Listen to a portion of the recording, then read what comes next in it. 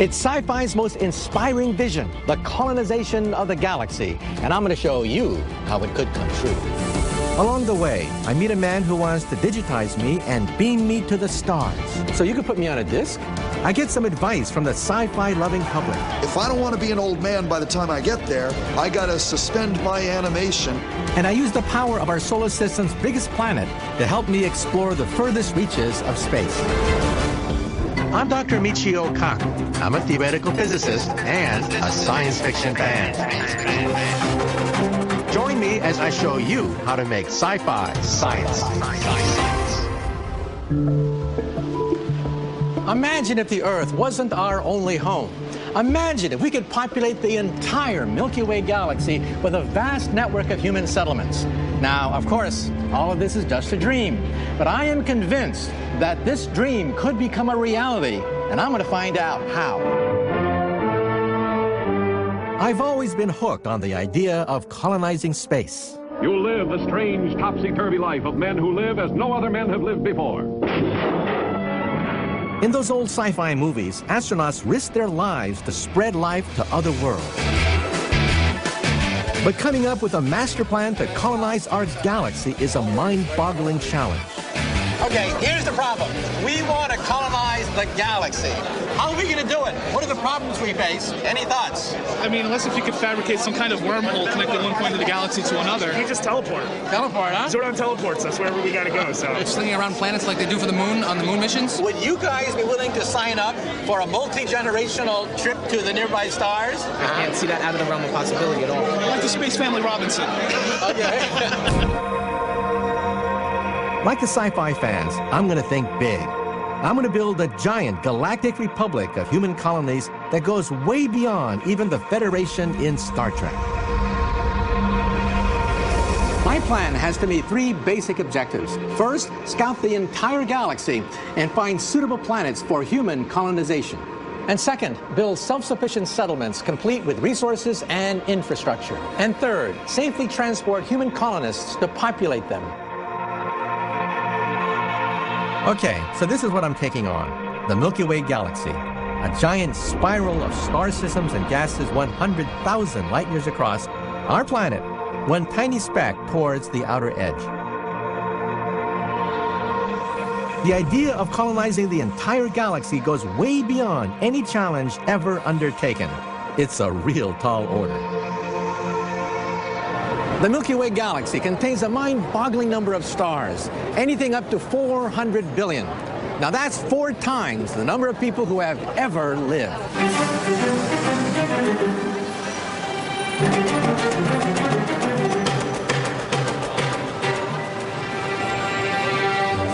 Sci-fi has always assumed that we'll explore the galaxy in manned spacecraft. But with as many as 400 billion star systems to visit? No way! Houston, we have a problem. Dr. Pei Zhang of the Carnegie Mellon University is the brains behind a new generation of robotic drones, or swarm bots. They're just like toy helicopters in the sense that they're cheap. The difference is these things are somewhat smart and they have sensors. What kind of sensors on these things? So you can put any sensors you want. So there's you can sense temperature, you can sense light, you can actually take pictures. And they can do more than that. They share information using onboard radios. The radios will say, here's a wall, stay away from this place. And to sense the wall, it just hits the wall. So one of them learns and then tells the others, watch out. Exactly, it's like an ant. They leave a pheromone trail and the rest can follow. Can you imagine millions of these things being sent into outer space? Well, certainly. Space is a very hostile environment. A few of these things can get destroyed, but the entire system is still working. So instead of sending Captain Kirk into outer space, which is wasteful, we just send billions of these things that are very cheap, expendable, and intelligent. Captain Kirk might not be too happy, but sure.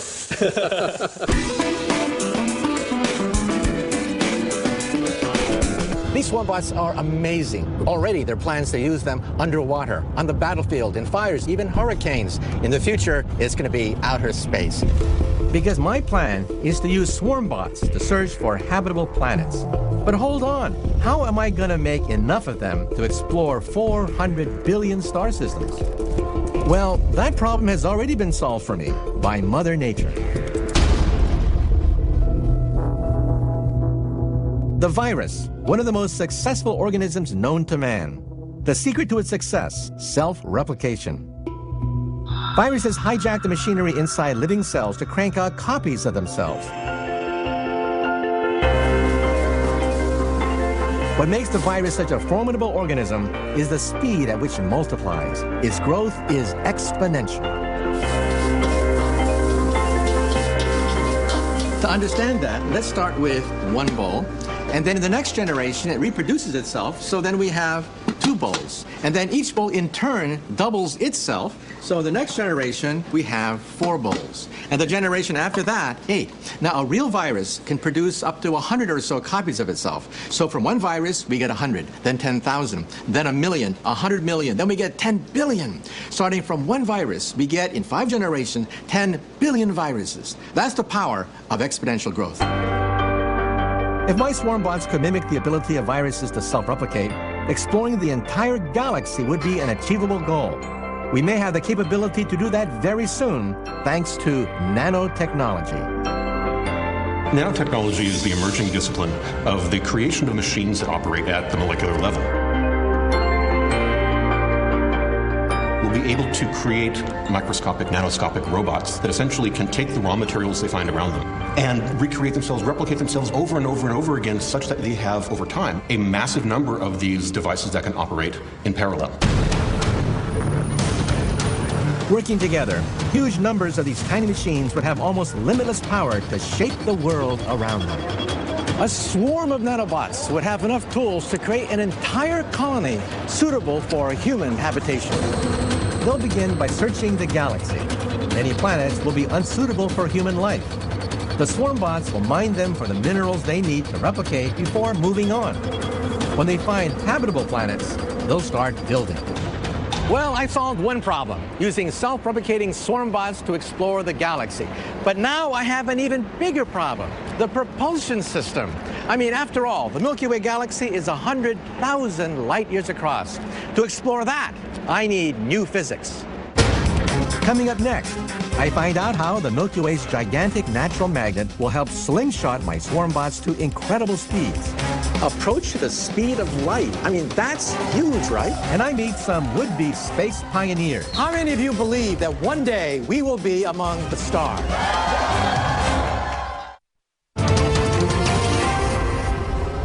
We scientists don't spend all our time buried under a book, stuck in a laboratory.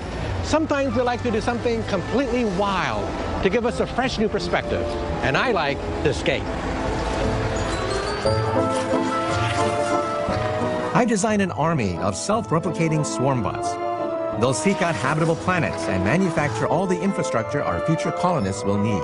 But there's a huge problem to overcome. The distances my swarm bots will have to cover are immense.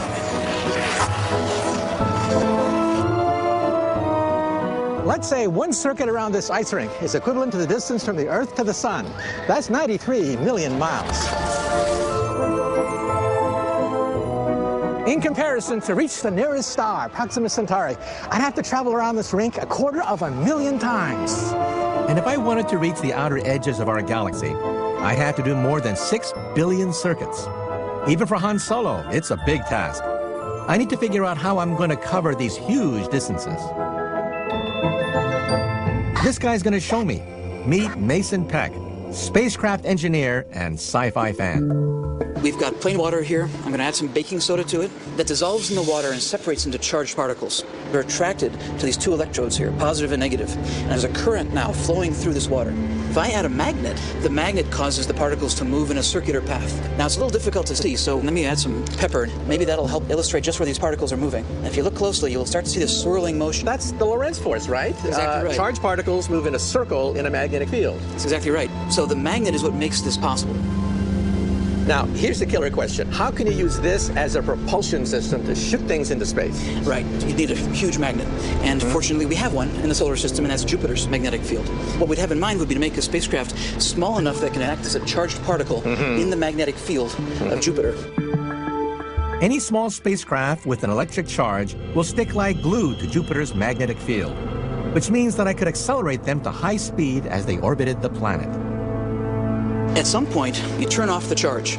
When you turn off the charge, they go zinging away. How fast can you propel a chip or a particle this way? What we think we know how to do now is maybe a few thousand miles per second. And that's a noticeable fraction of the speed of light. A few hundred years from now, I don't see a limit. I mean, there's no reason why this couldn't approach the speed of light. Approach the speed of light? I mean, that's huge, right? It's a lot of speed. Jupiter's huge magnetic field is 20,000 times more powerful than that of the Earth. Mason's idea to use it as a springboard for my swarm bots may be centuries into the future, but it's a stroke of genius. If I give my swarm bots an electric charge, I can bind them to the magnetic field of Jupiter. Once I've accelerated them to near light speed, I can switch off the charge to slingshot them in all directions across the galaxy, where they'll build colonies on habitable planets. But as sci-fi fans know, populating them won't be easy. When you get on that ship, you've just accepted the fact that you're probably not going to see that other planet.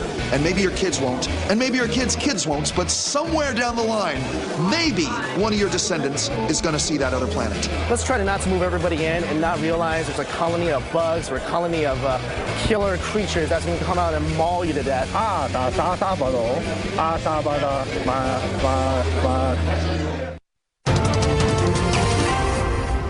Galactic colonization sounds like such a crazy idea. Now, I can see how we might use robots to explore the galaxy in the coming centuries. But how do we transport humans to colonize it? That's a whole nother ballgame. The nearest potentially habitable planet outside our solar system is 20 light years away. Even if we could travel at 1% of light speed, it would still take 2,000 years to get there. But that's 25 human lifespans. The crew would never make it to the stars alive. But maybe their descendants might. In fact, maybe that's the trick. A multi-generational starship. It's a concept that researchers are already working on. The size of the starting crew depends on how far you want to go, how many generations will be required. And of course, there's more in the starting number, depending upon how many generations are going to be in space. To reach even the nearest destinations in our galaxy would require a crew of perhaps 160 people. What we have in mind is a community, very much like a community on Earth, in which grandparents will have authority over younger people. We're foreseeing a kind of a space travel that would be fun. I love this idea. It reminds me of a family business that's passed down from one generation to the next. But hey, let's be real. Most family businesses don't last beyond the third or fourth generation. Bickering, jealousy comes into the picture, people lose their focus. It's a shame, but multi-generational ships won't work. To populate the galaxy, I'm going to need a sci-fi solution that's even more outlandish. In science fiction movies like Alien and 2001, the hero gets frozen solid and then they thaw him out years later. Well, hang on, there is a problem, and that is ice crystals. Let's say that this bag represents one of your cells in your body. As you freeze it, ice crystals begin to form, which eventually rupture the cell wall, killing you. So suspended animation could be a death warrant. But I think there's a way around this.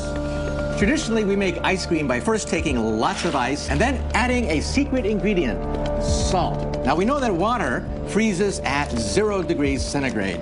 But when I add salt, it changes the freezing point to 16 degrees below zero. So we have a liquid solution at minus 16 degrees. So then we attach it to milk. The milk is exposed to super cold liquid, and it freezes, giving us ice cream. In the future, we'll also be able to lower the freezing point of blood, not with salt, but by genetically modifying our bodies so we can freeze people without killing them. Suspended animation is a great concept, but there are big risks. Space radiation destroys cells and breaks down DNA. Exposure over long periods could be lethal. The last thing I want is for my crew to die in transit.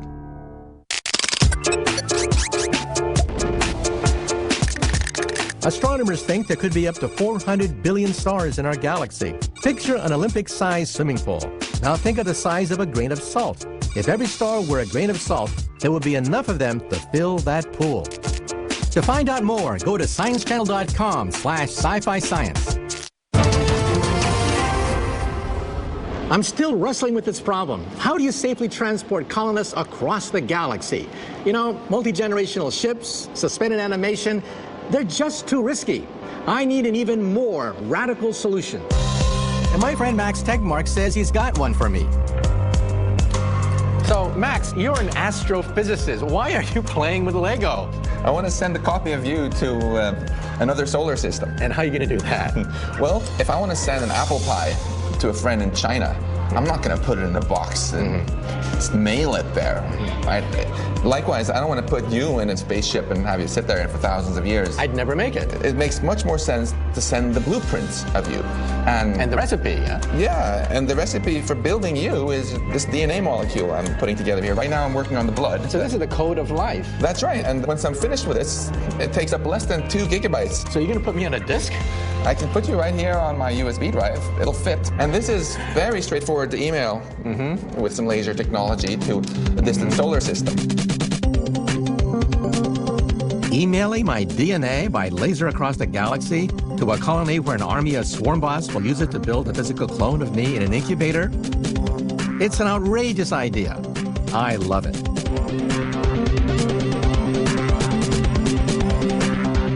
Nine months later, there'll be a little baby Michio there who will be exactly identical with exactly the same body. What about my memories and personality? Yeah, that's the catch. It takes much more than 2 gigabytes to store the memories of your brain. And the baby Michio will be a blank slate. So the easiest way to remedy this is to implant memories straight into his brain. If we could email my memories and personality too, they could be downloaded into the brain cells of my galactic clone. So let me get this straight. You're going to take my genetic code, email it to a colony on the other side of the galaxy, incubate me, hatch me, and then like the movie Matrix, you jack in all my memories, and there I am on another star system. I'm not saying it's easy or even possible necessarily, but this is clearly the best shot we have at doing this. This is it. This is the moment when I finally face the fans. Well, for us, it's not colonizing a planet, it's taking over a planet. I'm really excited to talk to Michio. Like, he's just such an inspiration to me, all his books and TV shows and everything. It's really sweet. How many scientists have their makeup done? So, am I beautiful yet? You know, I truly believe that our destiny is in the stars, but what makes me nervous is this. We're talking about technologies centuries in the future. We're staking our necks out on this one.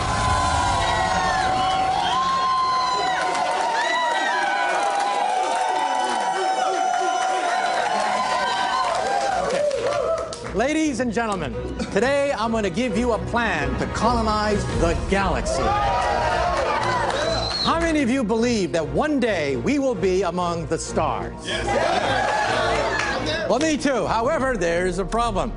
The Milky Way galaxy has hundreds of billions of stars, trillions of planets. Han Solo would be an old man going from planet to planet, star to star. There's got to be a better way. So let's have step one, swarm bots, cheap, expendable by the billions being sent into outer space. And step two, what is the energy source? The planet Jupiter. The magnetic field is huge around Jupiter. They whip around Jupiter, reaching near the speed of light, and then we aim them to the nearby stars. The next step, they begin to scout out the different planets. Most of them are unsuitable, so they make copies of themselves, like a virus, from one swarm bot to 2 to 4 to 8 to 16, and they take off again looking for the next planet. Once they find a suitable planet, they create incubators to clone humans. And the last step is, from the planet Earth, we shoot out instructions for our DNA and even our personality and our memories. The swarm bots receive the signal and then begin the process of cloning you, and just like the Matrix, putting in your memory. This is how to colonize the galaxy. The thought that my grandkids could possibly be a part of something like that, I think that's beautiful. It's very scientifically plausible, but it raises so many ethical questions. What with all them slingshotting around Jupiter and stuff, Dr. Michio Kaku? I think you got that rocketry. Sign me up! Get her done!